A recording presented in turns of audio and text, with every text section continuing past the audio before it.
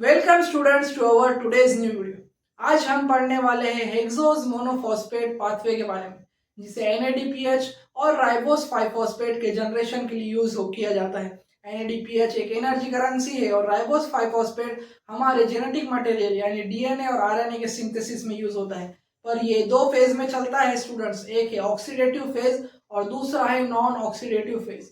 तो स्टूडेंट्स आज हम इसका सबसे इंपॉर्टेंट नॉन ऑक्सीडेटिव यानी रिवर्सिबल फेज के बारे में पढ़ने वाले हैं। और ये फेज ज्यादातर ही सेल के अंदर परफॉर्म किया जाता है, ना कि ऑक्सीडेटिव फेज। ऑक्सीडेटिव फेज इसका इरिवर्सिबल फेज है, ये पीछे नहीं जाता और ये इंटरमीडिएट नहीं बनाता। पर ये जो ऑक्सीडेटिव फेज है ये एक रिवर्सिबल फेज है। ये हमारे सेल के अंदर के ग्लाइकोलिसिस के इंटरमीडिएट को भी यूज करता है और खुद के वही इंटरमीडिएट को यूज कर खुद के पाथवे को रन करता है।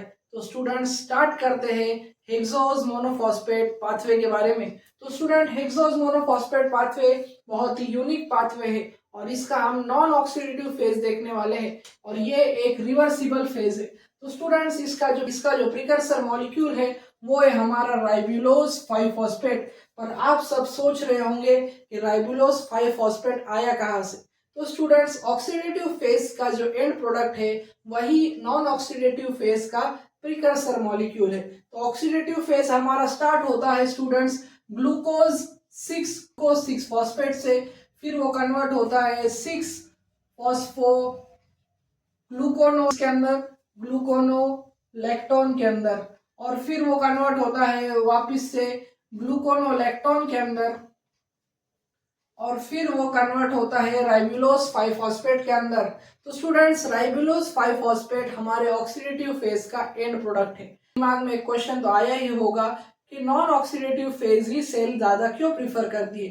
क्योंकि स्टूडेंट्स सेल एक इंटरमीडिएट पाथवे के रिएक्शन को भी यूज कर सकते हैं। तो स्टूडेंट ऑक्सीडेटिव फेज के अंदर जितने भी इंटरमीडिएट बनते हैं सेल उन्हें यूज कर सकती है। अगर सेल को NADPH चाहिए तो पीछे भी आ सकती है, अगर उसे राइबोस 5-फॉस्फेट चाहिए वो आगे भी जा सकती है, उसे ब्रेकेज करके ATP बनाना है तो फ्रुक्टोज 6-फॉस्फेट तक भी जा सकती है। तो जो ऐसी रिएक्शन अगर सेल को मिल जाए जो आगे पीछे होती रहे और उसे प्रोडक्ट पे प्रोडक्ट मिलते रहे तो सेल उसे क्यों नहीं यूज करेगा। तो इसलिए non oxidative phase of hexose monophosphate pathway बहुत ही ज्यादा सेल यूज करती है।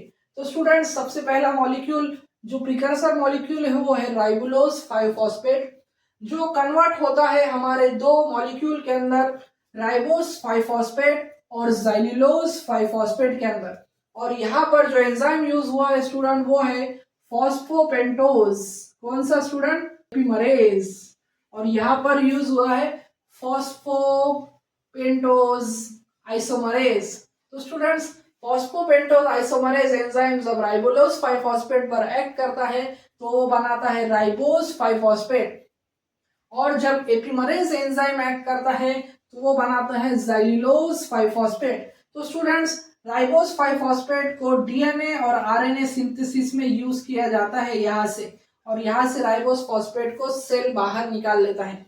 और फिर अगर रिएक्शन आगे बढ़ी हमारे नॉन ऑक्सीडेटिव फेज की तो यहाँ पर दो यूनिक एंजाइम है, जो है ट्रांसकीटोलेज और दूसरा है ट्रांस अल्डोलेज। इनके नाम में ट्रांस है यानी ये कुछ तो ट्रांसफर करते होंगे। मैं इन्हें ट्रांसफर एंजाइम के नाम से भी आपको बताना चाहूंगा।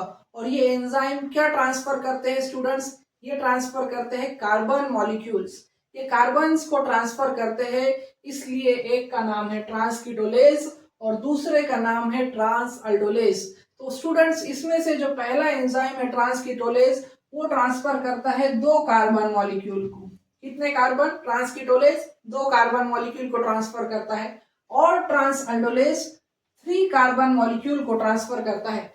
और ये दोनों एंजाइम ट्रांसफर कर कर कर हमें नए एंड प्रोडक्ट देते रहते हैं। तो स्टूडेंट्स यहाँ पर राइबोस 5-फॉस्फेट और ज़ाइलुलोज 5-फॉस्फेट के ऊपर एक्ट करने वाला सबसे पहला एंजाइम है वो है ट्रांसकीटोलेज। पर ट्रांसकीटोलेज की एक बहुत ही खूबी है, एक खास बात है कि इसे लगता है एक TPP। क्या लगता है स्टूडेंट्स? TPP। अगर TPP ना हो तो ये ट्रांसकीटोलेज फंक्शन ही नहीं करता। ये एज अ को फैक्टर समझ लीजिए।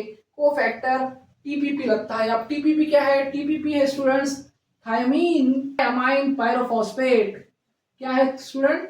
थायमीन पायरोफॉस्फेट, जो हमारे विटामिन B1 का प्रोडक्ट है। क्या है? विटामिन B1 का। तो thiamine pyrophosphate as a cofactor लगता है ट्रांसकीटोलेज को। और ट्रांसकीटोलेज क्या करता है? जब ये दोनों पर एक्ट करेगा तो ट्रांसकीटोलेज दो कार्बन मॉलिक्यूल को इधर उधर ट्रांसफर कर देगा और फिर हमें मिलेगा सूडोहेप्टिलोज 7 फॉस्फेट और ग्लिसरल्डिहाइड 3 फॉस्फेट। हमें ट्रांसकीटोलेज के ट्रांसफर के बाद हमें ग्लिसरल्डिहाइड 3 फॉस्फेट मिला है और सूडोहेप्टिलोज 7 फॉस्फेट मिला है। अब इन मॉलिक्यूल्स पर दूसरा एंजाइम ऐड करता है, वो है ट्रांसअल्डोलेज, जो 3 कार्बन मॉलिक्यूल को ट्रांसफर करने की काबिलियत रखता है। तो ये 3 कार्बन मॉलिक्यूल को जब ट्रांसफर करता है सूडोहेप्टिलोज पर ऐड करने पर और ग्लिसरल्डिहाइड 3 फॉस्फेट पर ऐड करने पर हमें 4 मॉलिक्यूल मिलते हैं। वो सबसे पहला है इरिथ्रोज 4 फॉस्फेट, ज़ाइलुलोज 5 फॉस्फेट, और इन पर वापस से ट्रांसकीटोलेज एंजाइम एक्ट करता है स्टूडेंट्स। कौन सा? ट्रांसकीटोलेज। वापस से ट्रांस है और फिर यहां से 2 कार्बन मॉलिक्यूल को ट्रांसफर कर कर हमें फ्रुक्टोज 6 फॉस्फेट और ग्लिसरल्डिहाइड 3 फॉस्फेट, ये 2 यूनिक मॉलिक्यूल देता है। और ये 2 यूनिक मॉलिक्यूल आपने ग्लाइकोलाइसिस के अंदर भी देखे होंगे। कहा देखे होंगे स्टूडेंट्स? ये ग्लाइकोलाइसिस के इंटरमीडिएट प्रोडक्ट भी है। तो स्टूडेंट्स हमें एंड में मिलता है फ्रुक्टोज 6 फॉस्फेट और ग्लिसरल्डिहाइड 3 फॉस्फेट। और फिर हम इन दोनों का यूज कर सकते हैं। फ्रुक्टोज 6 फॉस्फेट को ग्लाइकोलाइसिस में बेचकर एटीपी बना सकता है सेल, और ग्लिसरल्डिहाइड 3 फॉस्फेट को भी बेचकर हम एनर्जी करेंसी जनरेट कर सकते हैं। तो स्टूडेंट्स हेक्सोज मोनोफॉस्फेट पाथवे के अंदर हमें 2 एंजाइम, यूनिक एंजाइम याद रखने हैं, वो है ट्रांसकीटोलेज और ट्रांसअल्डोलेज, जो हर एक फेज एक प्रोडक्ट छोड़कर एक्ट करते हैं। तो स्टूडेंट्स ये था हेक्सोज मोनोफॉस्फेट पाथवे के बारे में, जिसमें हमने देखा कि राइबोलोज 5 फॉस्फेट कहाँ से आया है। ये हमारे ग्लाइकोलाइसिस के प्रिकर्सर मॉलिक्यूल यानी ग्लूकोज 6 फॉस्फेट से 6 फॉस्फोग्लूकोनोलैक्टोन बनता है और फिर ग्लूकोनोलैक्टोन बनता है और फिर ग्लूकोनोलैक्टोन कन्वर्ट होता है राइबोलोज 5 फॉस्फेट में, और यहाँ से हमारा नॉन ऑक्सीडेटिव यानी रिवर्सिबल फेज स्टार्ट होता है। अगर सेल को चाहिए राइबोज 5 फॉस्फेट तो ये रिएक्शन पीछे भी जा सकती है। अगर सेल को फ्रुक्टोज 6 फॉस्फेट चाहिए तो ये रिएक्शन आगे भी जा सकती है। और इतनी फ्लेक्सिबिलिटी वाली रिएक्शन को सेल क्यों नहीं यूज करे, इसलिए बार बार सेल के अंदर हेक्सोज मोनोफॉस्फेट पाथवे रन होता रहता है। तो हेक्सोज मोनोफॉस्फेट का नॉन ऑक्सीडेटिव फेज कैसा है? राइबोलोज 5 फॉस्फेट प्रिकर्सर मॉलिक्यूल है। यहाँ पर 2 एंजाइम एक्ट होते हैं, फॉस्फोपेंटोज एपीमरेज जो बनाता है ज़ाइलुलोज 5 फॉस्फेट, और फॉस्फोपेंटोज आइसोमरेज बनाता है राइबोज 5 फॉस्फेट। राइबोज 5 फॉस्फेट का हम यूज कर सकते हैं डीएनए आरएनए सिंथेसिस के अंदर। और फिर अगर इन दोनों पर हमारा ट्रांसकीटोलेज जो 2 कार्बन ट्रांसफर करने वाला एंजाइम है वो एक्ट होता है टीपीपी के प्रेजेंट में, यानी थायमीन पायरोफॉस्फेट की प्रेजेंट के अंदर, उसके बगैर ये फंक्शन ही नहीं कर सकते। तो ट्रांसकीटोलेज ऐड करने पर इन दोनों पर बनाता है सूडोहेप्टिलोज 7 फॉस्फेट और ग्लिसरल्डिहाइड 3 फॉस्फेट। और फिर इन पर ट्रांसअल्डोलेज यानी 3 कार्बन ट्रांसफर करने वाला एंजाइम एक्ट होता है और फिर हमें देता है इरिथ्रोज 4 फॉस्फेट और ज़ाइलुलोज 5 फॉस्फेट। और फिर इन पर वापस से ट्रांसकीटोलेज एंजाइम जो 2 कार्बन ट्रांसफर करता है वो एक्ट होकर हमें फ्रुक्टोज 6 फॉस्फेट और ग्लिसरल्डिहाइड 3 फॉस्फेट देता है। और फिर फ्रुक्टोज 6 फॉस्फेट का यूज हम ग्लाइकोलाइसिस के अंदर ट्रांसफर कर हम एटीपी फॉर्म करने के लिए यूज करते हैं। तो हमें एंड में एक मॉलिक्यूल ऑफ फ्रुक्टोज 6 फॉस्फेट और एक मॉलिक्यूल ऑफ ग्लिसरल्डिहाइड 3 फॉस्फेट मिलता है। और इस पाथवे के अंदर हम सिर्फ एटीपी नहीं बना सकते, एटीपी बना सकते हैं हम फ्रुक्टोज 6 फॉस्फेट की मदद से। हमें एनएडीपीएच मिलता है, हमें राइबोज 5 फॉस्फेट मिलता है जो डीएनए आरएनए सिंथेसिस में है।